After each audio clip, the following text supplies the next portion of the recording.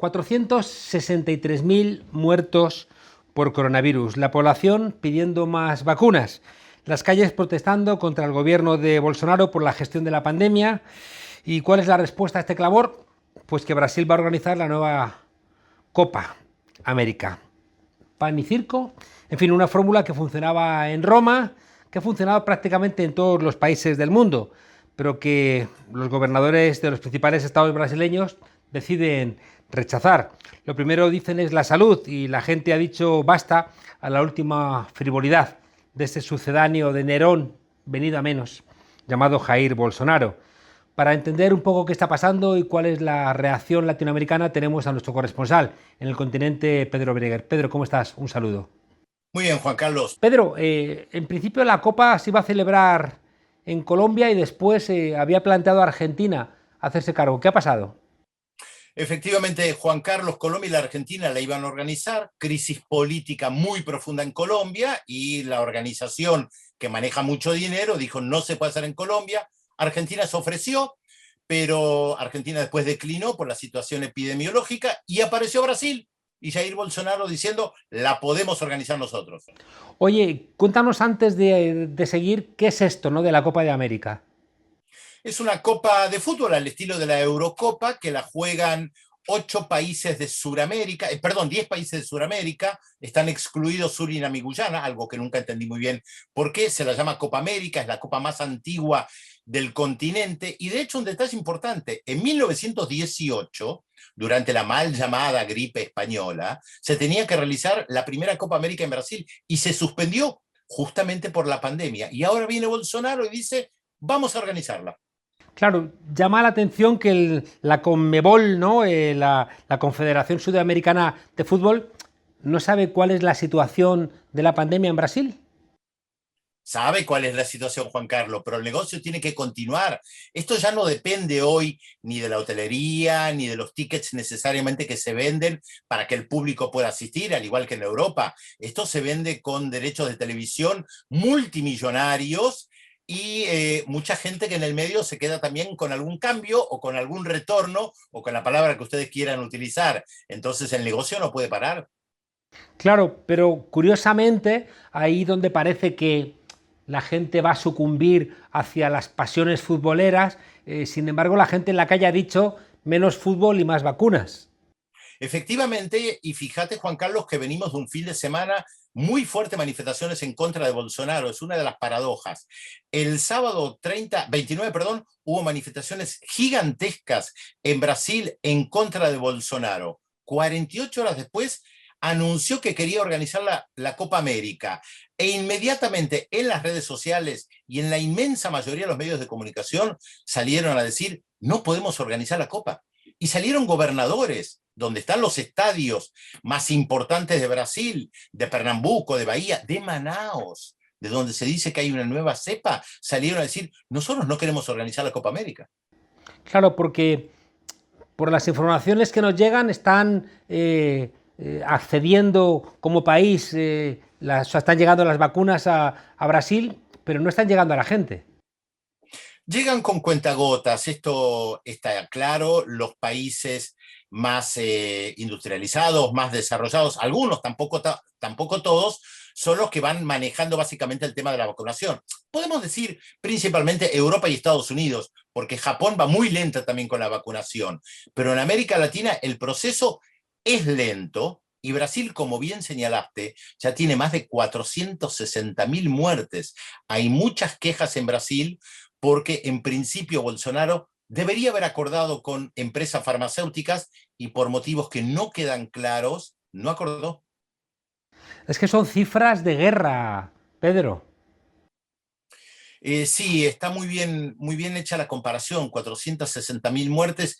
Yo siempre digo, Juan Carlos, que cada persona hay que pensar un mínimo de 10 familiares cercanos afectados por la muerte de una persona, entre padres y madres, hermanos, abuelos, hijos. Por lo tanto, 460.000 muertes implica mínimamente casi 5 millones de personas afectadas directamente por la muerte de una persona. Y encima el caos de Brasil, este gigante gobernado por una persona que Muy poca gente quiere sacarse una foto con Bolsonaro, criticado en Estados Unidos, criticado en Europa, criticado en América Latina y que amenazó con sacar el ejército a las calles para obligar a los estados que querían mayores confinamientos a abrir completamente. Porque su teoría al principio, recordemos, y lo hemos hablado, esto es una simple gripe, por lo tanto la vida tiene que continuar igual. El pasado sábado ha habido unas manifestaciones multitudinarias contra Bolsonaro. Sí, efectivamente, se calcula más de 200 ciudades. En San Pablo hubo más de 80.000 personas. A pesar de la pandemia, la gente decidió salir a las calles. El problema, Juan Carlos, que hay en Brasil es que hay un problema institucional, porque la consigna es fuera Bolsonaro, o sea, fuera Bolsonaro. Pero los intentos de un juicio político en el Congreso no prosperaron y difícilmente prosperen, y las elecciones son recién en octubre del año que viene. Por lo tanto, si Bolsonaro no renuncia, y no parece que vaya a renunciar, no hay una salida institucional a corto plazo, y Bolsonaro lo sabe, no es ningún tonto Juan Carlos, sabe cómo manejar esta situación, tiene un apoyo importante de sectores grandes de la población que se oponen al Partido de los Trabajadores, demonizaron al Partido de los Trabajadores durante muchos años, y por eso Bolsonaro también tiene tanto apoyo. ¿Cómo está el PT de cara a esas elecciones? Bueno, Lula aparece ya como el gran candidato, a pesar de que sigue jugando con la ambivalencia. Sí, es posible, es probable, si lo necesitan, estoy dispuesto, pero el PT todavía no lanzó su campaña. Falta mucho, Juan Carlos, es octubre del 2022. Por lo tanto, plantear ahora ya la candidatura parece apresurado, y es una cuestión táctica de medir. Si conviene plantear que ahora Lula es el candidato, es el natural. Ya incluso Fernando Henrique Cardoso, el histórico sociólogo que fue 2 veces presidente de Brasil, opositor de Lula, se encontró con Lula da Silva. Está claro que Lula aparece como una figura de reemplazo hoy a un Bolsonaro muy desprestigiado, incluso en sectores importantes de la élite brasileña. Pero hay otros sectores, Juan Carlos, que siguen haciendo muy buenos negocios con Bolsonaro y Claro. que quieren que continúe Bolsonaro. Desconfían de un partido popular.